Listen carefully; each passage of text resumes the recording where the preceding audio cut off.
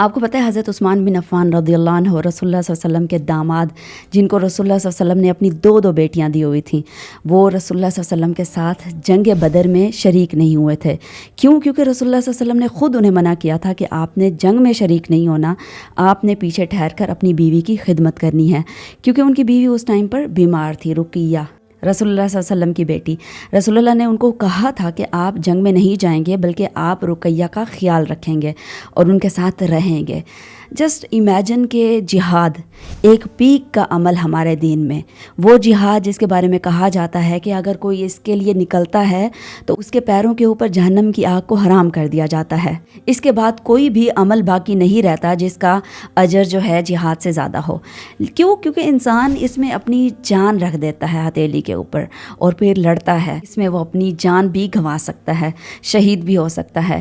ایمان لانے کے بعد افضل ترین عمل اس کو جہاد کو کہا گیا ہے۔ رسول اللہ صلی اللہ علیہ وسلم نے جہاد کرنے والے کی مثال ایسے دی کہ ایک شخص ہے جو کہ پورا دن جہاد کرتا ہے، اور دوسرا انسان وہ ہے کہ وہ پورا دن روزے رکھتا ہے، عبادت کرتا ہے، راتوں کو قیام کرتا ہے، پوری رات جاگتا ہے، عبادت کرتا ہے، دن رات ملا کے عبادت کرتا ہے، لیکن پھر بھی اس کے اجر کو نہیں پہنچ سکتا۔ رسول اللہ صلی اللہ علیہ وسلم ایک حدیث میں اپنی خواہش کا اظہار کرتے ہوئے کہتے ہیں کہ ایسا ہو کہ میں ایک دفعہ قتل کر دیا جاؤں، پھر اللہ مجھے زندہ کرے، پھر میں قتل کر دیا جاؤں، پھر اللہ مجھے زندہ کرے، ایک دفعہ پھر میں قتل کر دیا جاؤں، پھر مجھے اللہ زندہ کرے۔ یعنی اس سے مراد یہ ہے کہ جہاد اتنا اجر والا ہے کہ آپ اس کے اجر کا جو معیار ہے وہ دنیا میں نہیں بتا سکتے، کیونکہ اللہ تعالیٰ کے لیے یہ جہاد ہوتا ہے اور اللہ تعالیٰ ہی اپنی شان کے مطابق اس کا اجر دیں گے۔ لیکن پھر حضرت عثمان رضی اللہ عنہ کو رسول اللہ صلی اللہ علیہ وسلم نے اس اجر والے جہاد سے کیوں منع کیا؟ صرف اس لیے کیونکہ ان کی بیوی بیمار تھی؟ رسول اللہ صلی اللہ علیہ وسلم یہ بھی تو کہہ سکتے تھے نا کہ آپ کسی اور کے ذمہ لگا دیں اپنی بیوی کو، لیکن آپ نے جہاد پہ جانا ہے۔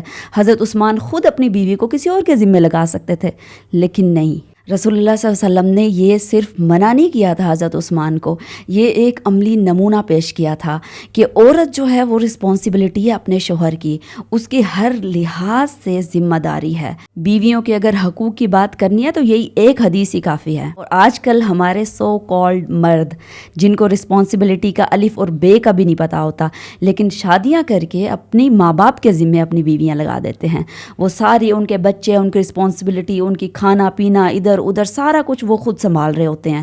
لیکن مرد کیوں نہیں سنبھال رہا ہوتا؟ اس سے اگر پوچھا جائے تو کہا جاتا ہے کہ میری رسپانسبلٹی ہے، میرے کام ہیں، مجھے کمانا ہے۔ یہ صرف ایک بہانہ ہے اور کچھ بھی نہیں ہے۔ چلیں بزنس، کام، جاب یہ تو ایک طرف، لیکن میں نے کچھ ایسے مردوں کو بھی دیکھا ہے جو اپنی بیوی اور اولاد کو چھوڑ کے، ان کی ذمہ داریاں، ان کی رسپانسبلٹی، ان کی محبت، شفقت چھوڑ کے، ان کی ایموشنل نیڈز کو ایک سائڈ پہ رکھ کے کر کیا رہے ہوتے ہیں؟ دعویٰ کا کام، چیریٹی کا کام، لوگوں کی فلاح و بہبود کا کام، اور وہ کام جو کہ نفل کے زمرے میں آتے ہیں۔ یہاں رسول اللہ صلی اللہ علیہ وسلم حضرت عثمان بن عفان کو منع کر رہے ہیں فرض جہاد سے کہ تم نے جہاد پہ نہیں جانا، اپنی بیوی کی خدمت کرنی ہے۔ ہاں، آپ یہاں پر یہ کہہ سکتے ہیں کہ ان کی بیوی تو بیمار تھی اس لیے رسول اللہ صلی اللہ علیہ وسلم نے منع کیا تھا۔ یعنی آپ کے نزدیک جو بیسک نیڈز ہیں، ایموشنل نیڈز ہیں، جو انٹینشنز دی جاتی ہے، خیال رکھا جاتا ہے یا پھر خدمت کی جاتی ہے، بچوں کی تربیت ہوتی ہے، وہ تو آپ کے نزدیک کچھ بھی نہیں ہے، رائٹ؟ واللہ میں نے ایسے عورتوں کو دیکھا ہے جو اپنی شوہروں کے وقت کے لیے، ان کی ذمہ داری کا خیال رکھنے کے لیے، ان کی خدمت کے لیے، ان کی اولاد کی تربیت کے لیے رو رہی ہوتی ہیں کہ ہمارے جو شوہر ہیں وہ ہمیں ہماری حقوق نہیں دے رہے، ہماری جو ذمہ داری ہے اس کو ادا نہیں کر پا رہے۔ دیکھیں، اگر آپ کو یہ ذمہ داری نہیں پوری کرنی آ رہی تھی تو آپ نے نکاح نہیں کرنا تھا، آپ نے شادی نہیں کرنی تھی۔ میری بات بہت سے مردوں کو بری لگ سکتی ہے کہ کیا ہم کمانے کے لیے نہ جائیں، کیا ہم بزنس کرنے کے لیے نہ جائیں، کیا ہم باہر نہ نکلیں؟ ایسی کوئی بات نہیں ہے، ایسی کوئی بھی بات نہیں ہے۔ آپ اگر ایک چیز کو ٹھیک طریقے سے، ایک کریکٹ اور رائٹ وے میں سمجھنے کی کوشش کریں تو وہ ٹھیک طرح سے سمجھی جا سکتی ہے اور اس پہ عمل کیا جا سکتا ہے۔ رسول اللہ صلی اللہ علیہ وسلم کی حدیثیں، رسول اللہ صلی اللہ علیہ وسلم کے جو احکامات ہیں، جو عملی نمونہ ہے ہمارے لیے، وہ ایسے نہیں ہیں، وہ ایسے ایگو میں آ کر نہیں سمجھا جا سکتا۔ ان کا اپنی بیٹی کے لیے حضرت عثمان کو خدمت کے لیے کہنا، اب آپ کہہ رہے ہوں گے وہ تو رسول اللہ کی بیٹی تھی، ان کا تو حق تھا۔ ہر بندہ انسان ہے، ہر بندہ اللہ کا بندہ ہے، ٹھیک ہے، اس کی بیٹیاں ہیں، ہر انسان کی بیٹیاں ہیں.